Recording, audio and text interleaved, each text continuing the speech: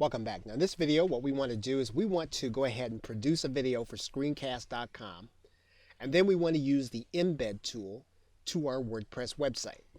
So what we're going to do is we're just going to produce a video. We're going to assume that this video is already an interactive video. So we're not going to go through the process of creating another interactive video. We're just going to go ahead and create the video and upload to Screencast.com.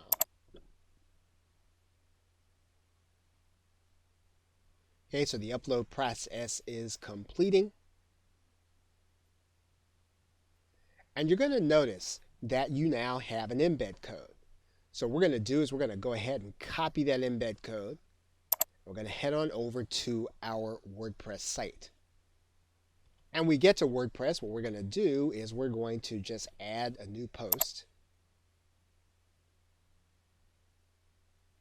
And we're going to use the text box.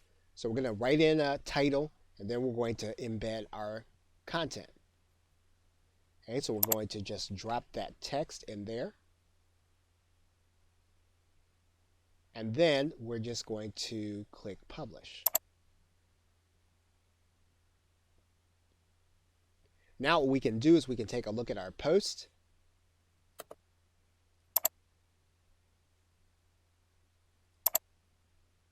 And what we're going to notice is that this video is really taking up too much space in this frame. So we're probably going to have to adjust it.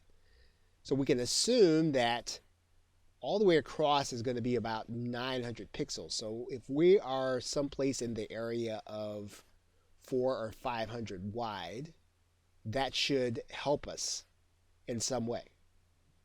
So we're going to go into the code and we're going to change the width to 640 by 480. And one of the reasons why we're doing that, of course, is that maintains the aspect ratio. So in other words, 1920 by 1080, we want to try to keep this as close as we can to the aspect ratio. So we've done that by going to 640 by 480. We're going to update our post. And now we're going to take a look at it again.